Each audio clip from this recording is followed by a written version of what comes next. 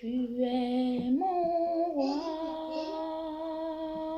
au jour de la détresse. Et si je tombe, tu me relèves. Dans la tempête, ton amour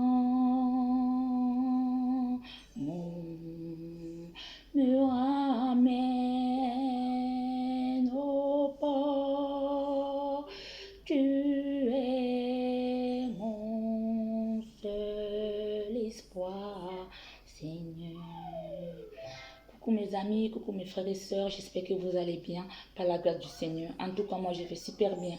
Malgré que nous sommes en ces fins de temps avec tout ce qui se passe, je suis là par la grâce du Seigneur. Le Seigneur veille sur ses enfants, il me protège ma famille. Voilà, aujourd'hui je vais vous parler de la foi, de croire profondément en Dieu, de ne pas lâcher prise. Oui, je sais, je reconnais qu'en ces fins de temps, les choses se compliquent encore davantage. Les diables essaient encore de serrer encore des choses dans la vie de tout un chacun pour que les projets ne puissent pas se concrétiser, pour que nous vivons dans la souffrance, dans les peines, dans le chagrin, voilà, dans le découragement. Oui, c'est sa façon à lui de travailler pour pouvoir, pour que nous nous décourageons de la vie et que nous voyons que Dieu n'agit pas, il n'est pas présent et qu'il ne nous aime pas et qu'il ne nous écoute pas. Mais le Seigneur, il est merveilleux. Ne lâchez rien, frères et sœurs. Priez sans cesse. Vous pouvez imaginer la puissance qui est dans la prière. Le Seigneur, il est présent. Le Seigneur n'abandonne personne. Il n'abandonne pas ses enfants. Je reconnais ta souffrance. Je reconnais ta peine. Je reconnais tes pleurs. Je reconnais tes douleurs. Mais le Seigneur, il est là. Il entend tes gémissements. Il entend tes cris, mon frère, ma soeur. Ne lâche rien. N'écoute pas les voix mensongères de l'ennemi. C'est quelqu'un de trompeur. C'est quelqu'un de trompeur. Il va te dire depuis des années, depuis des mois que tu pries. Où est ton Dieu? Pourquoi il n'est pas là pour t'aider? Regarde tes amis, regarde tes collègues, regarde ta vie. Il est là, il te met des choses dans la tête. Il te fait croire que Dieu n'entend pas tes prières. Il fait croire que Dieu ne te regarde pas, que tu ne vaux rien. Mais non, chacun a une destinée à accomplir. Dieu, il a les projets pour tout et chacun. Les projets de bonheur, les projets de paix et non des projets de malheur. Le malheur vient de l'ennemi. C'est lui qui nous sème du trouble dans nos vies. Et encore, nous faisons aussi partie des causes aussi auxquelles nous sommes liés. Comme par exemple le découragement, nous laissons abandonner. Nous croyons que Dieu n'est pas là. Il ne peut pas nous aider. Nous donnons force et courage à l'ennemi de se glorifier, de se réjouir de notre malheur. Parce que quand nous sommes dans la peine, dans la souffrance, lui il se réjouit, lui il se glorifie. Il est content, il sait qu'il gagne. Vous voyez un peu. Donc essayons de rester dur, de rester ferme, de croire en l'Éternel notre Dieu, de tout notre cœur, de savoir que malgré les circonstances, il est là, prêt à nous tendre la main. Dieu, il est là, mon frère, ma soeur. Ne te décourage pas. Un jour verra. Un jour, il essuiera les larmes de tes peines, les larmes de ta souffrance, les larmes de ton corps. Oui, comme il a fait à d'autres, à moi, par exemple. Il essuiera tout ce que l'ennemi a causé dans ta vie. Tiens bon, lâche pas prise, reste ferme dans la prière. Surtout prie. La prière a une très grande efficacité. Mes frères et sœurs, je vous exhorte à beaucoup prier le Seigneur. Quand vous voyez que vous priez, frères et sœurs, et que ça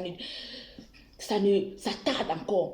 Appelez à l'existence, passez à la vitesse supérieure, gênez, mes frères et sœurs, gênez, parce que quand vous gênez, il y a des choses que l'ennemi bloque, mais ça se décante dans le jeûne. Quand vous priez, vous voyez que vous voyez même Jésus, qui est le Fils de Dieu. Il pouvait faire sa mission quand il était sur terre. Il fait sa mission parce qu'il avait une assurance, il avait une fermeté qu'il est le Fils de Dieu. Mais pourquoi il a jeûné? Mais pourquoi Jésus il a jeûné pendant 40 jours? C'est tout simplement parce qu'il savait qu'il a les combats. Il a les combats. Il aura les tentations. Vous voyez, après même le jeûne, il a été tenté. Il aura les tentations, il aura les tribulations. Il aura ses amis qui vont le trahir, qui vont le renier. Il faut qu'il soit fort. Il faut qu'il soit fort. Donc il a jeûné pour qu'il ait en lui la force force de surmonter tous ces obstacles pour enfin hériter le royaume des cieux, pour être le Fils de Dieu, le digne Fils de l'Éternel. En toutes choses dans la vie, mes frères et sœurs, il faut les sacrifices. Il faut les sacrifices, il faut se priver. Rien n'est acquis, surtout en ces fins de temps. Rien n'est acquis facilement, mes frères et sœurs. Il faut batailler, il faut prier. Ne te décourage pas. Dieu, il est merveilleux. Dieu, il est présent. Ne laisse plus l'ennemi te duper. Ne le laisse plus te mentir. Ne le laisse plus jamais te tromper. Tu es la fille de l'Éternel. Proclame-le. Tu es le Fils de Dieu. Proclame-le. Ne le laisse pas le duper, frères et sœurs. Le Seigneur, il est merveilleux, il est grand. S'il vous plaît, ne vous l'abandonnez pas. Ne vous laissez pas emporter. Ne vous laissez pas décourager. Dieu, il est présent. Dieu, il est merveilleux. Le Seigneur a les projets pour tout un chacun. Essayez d'être en accord avec le Seigneur, avec l'Esprit Saint, et il agira puissamment dans votre vie. Que le Seigneur vous protège, que le Seigneur vous garde, que le Seigneur vous assiste, que le Seigneur vous comble de ses grâces et de sa bonté pendant que vous priez, que vos prières soient exaucées dans le nom puissant de Jésus-Christ. Qui vous exauce parce que vous êtes ses enfants et parce que vous méritez la joie, vous méritez le bonheur. Vous n'êtes pas des spectateurs, mais vous êtes des enfants bénis de l'Éternel. Vous êtes des enfants bénis de l'Éternel. Soyez abondamment bénis, soyez richement bénis, que votre famille soit comblée, que vous soyez une bénédiction pour quelqu'un, pour votre frère, pour votre soeur, pour votre famille, pour vos enfants, un exemple pour la société. Ne vous découragez pas. Que le Seigneur vous garde. Bisous, je vous aime.